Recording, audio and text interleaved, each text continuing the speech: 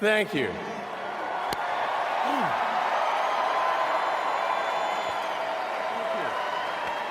My punks and my skins, for the past several years I have sat in this office shouting myself hoarse, forewarning all of you against the ominous, odious future which has been threatening to encroach upon all of your lives.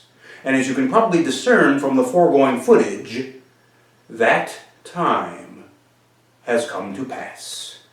And with it, the awareness that clearly the masks are all coming off, which means that now the gloves are also coming off, which in turn means that from this point forward, anything goes.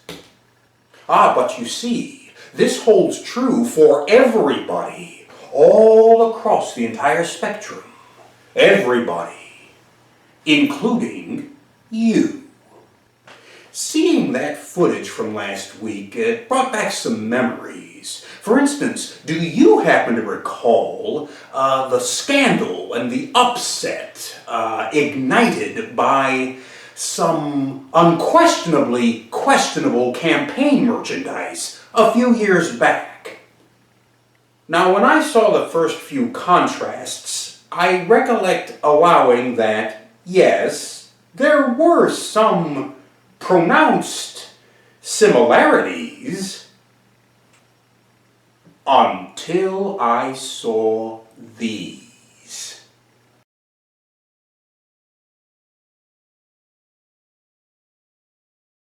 At this point, it becomes incontestable. I can assure you, I am very, very familiar with this type of iconography. However, there are hundreds of cross-references which you can employ in order to see for yourselves. Here is but one of 1,000.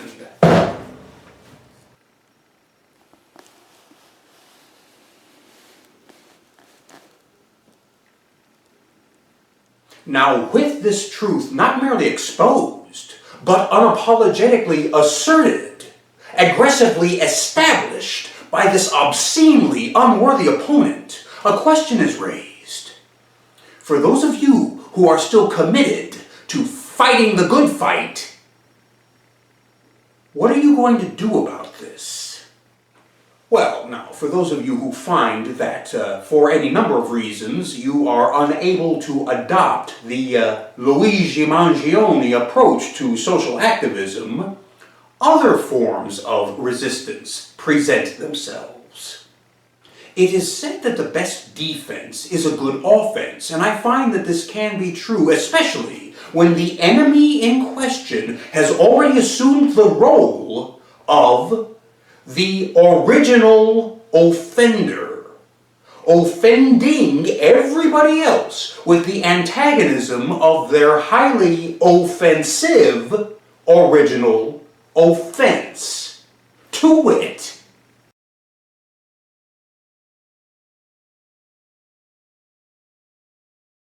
now then, I ask you, did those images offend you? Were they offensive? If so, then they can only be met with a counter-offensive, with your very own highly offensive best defense. A defense which is both subtle and overt, with just a hint of sabotage. A defense which is aimed at the severest point of vulnerability which this nemesis possesses. A weakness which is just begging to be exploited.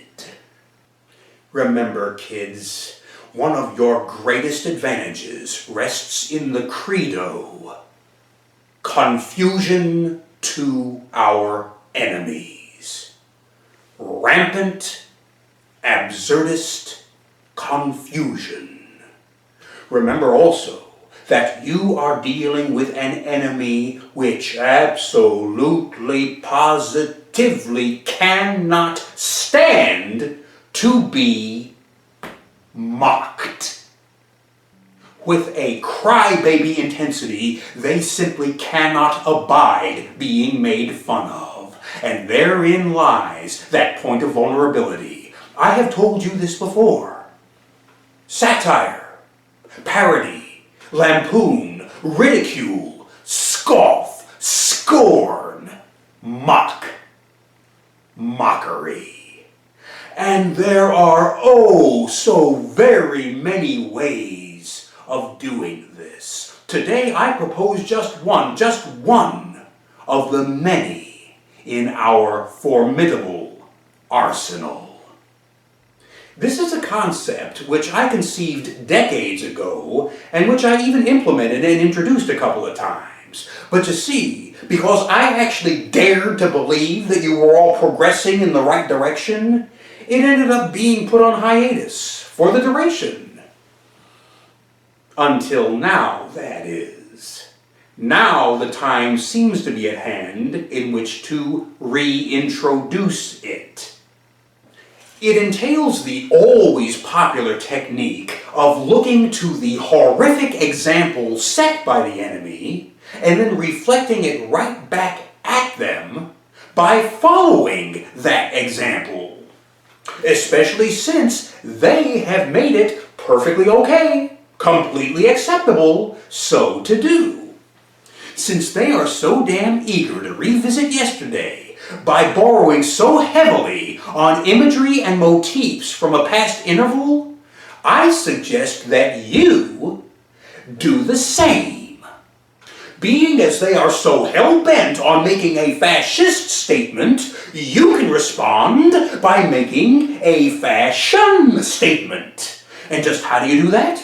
Well, as any haute couture, supremely stylish clothing designer will confirm with just one word. Accessorize. Observe. I expect that you are all familiar with this particular accessory. It has many names. A brassard, an armature, an armlet, an armband. You know what that is, and you know what that means. You have all seen it before, and it would appear highly likely that you will now be seeing it again.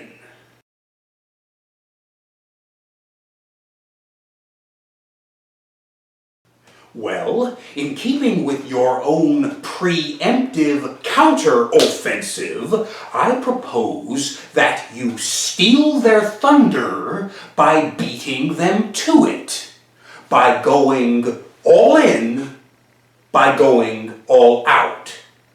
By going all out and not taking, but ripping a page right out of their own book. You take that National Socialist swastika armband, you excise that National Socialist swastika from it, thereby creating your own blank template.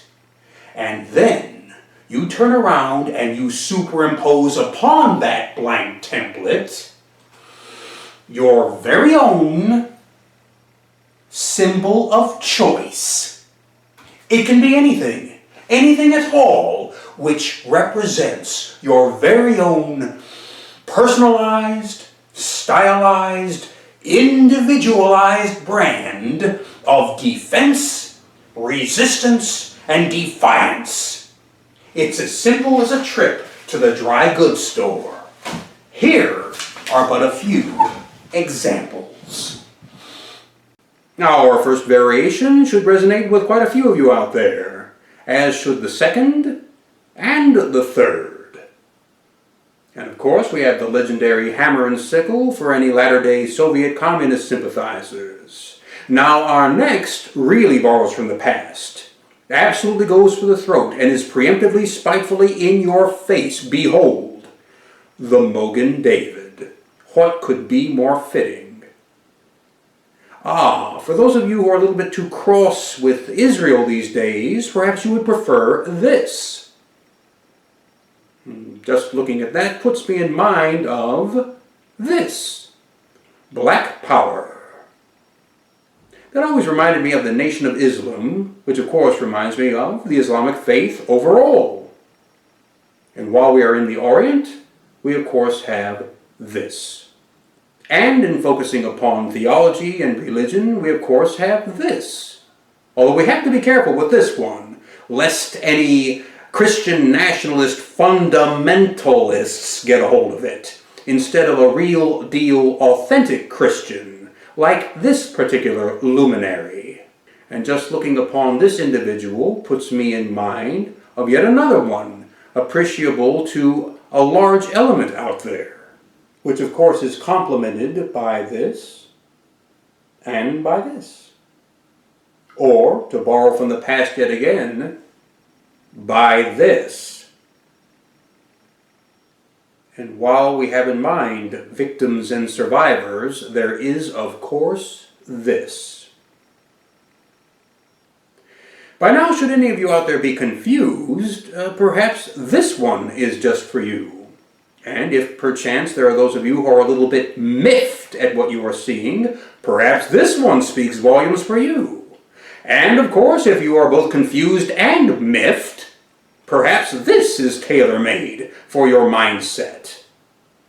And then, of course, we have the nihilists, the iconoclasts, and the cynics, who believe that this and that nothing is the answer to anything, that there is no answer, that there is, in fact, no solution at all. Well, then, perhaps you'd like to claim this one. That kind of brings us into the punks and the skins. And with that in mind, I really think you'll appreciate this next one. I know it's one of my personal favorites. Ha! And moving on to the skins, we have any sharps out there who have the cojones and the chutzpah, they could sport this. Or, if they have the moxie and want to take it up a notch and be a little bit classy, we of course have this. And as I originally said, satire deals with absurdism, and that can entail the abstract. Little bit of something for everybody. Suppose we have someone out there who is a Star Trek Starfleet aficionado. They might like to claim this. And for our more libidinous activists out there, we have this. And for any of those silhouettes lurking in the shadows who just love suspense, we have this. And of course, going back to theology and spiritualism and such, we didn't mean to shortchange anybody. We have this. Now, for those of you for whom these are a little bit too abstract, we always have the good old-fashioned variation of this. Nullification. And, again, deferring to the punks and skins, we have the street graffiti model. Ah, as you can see, the possibilities are endless. Ah, the backlash. One at a time, please, please, one at a time. We shall engage the stupidest, densest, and most ignorant first, just to get it out of the way. I can't believe you would take all those positive symbols and equate them with the swastika. Were you paying attention to any of this? We are not equating them with the swastika. We are superimposing them over the swastika. The National Socialist boneheaded white supremacist swastika, incidentally, lest it be forgotten that the original swastika was in and of itself a positive symbol of peace before it was co-opted and corrupted. Most inappropriately misappropriated and turned into something poisonous. Which is all the more reason why the original swastika should be reclaimed. Ah, but that is a battle for another day. And I expect that that is going to be a battle which will be fought on many different fronts. What's this now? Speak up, speak up. Yes, we get it, but it's just so outrageous. That's precisely why you should do it.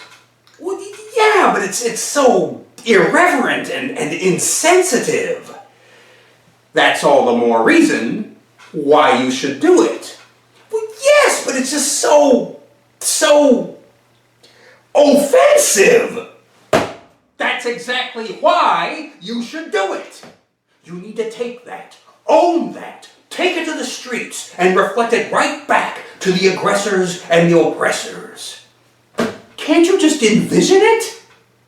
Whether it's a march, or a protest, or a demonstration, or even a riot. Whether it's a group, or a collective, or a rally in an entire coliseum, you got hundreds, if not thousands, of individuals all joined together in a consolidated stance, collectively united against a common enemy. Yes, but nothing. Don't you just love it when conservative little old me comes up with an idea and all of the big, bad, wildly invincible, rough, tough punk rockers and skinheads and anarchists, they all recoil and say, "Oh, well, you're a little bit too radical for us. That's way too extreme. You take things too far. I don't know about this, guys. I just don't know."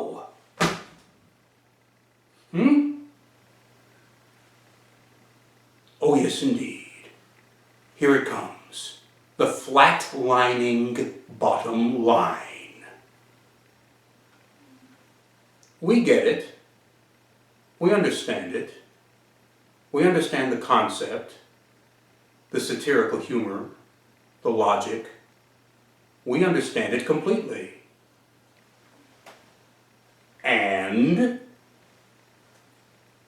And we still don't like it. It makes us uncomfortable. We get it.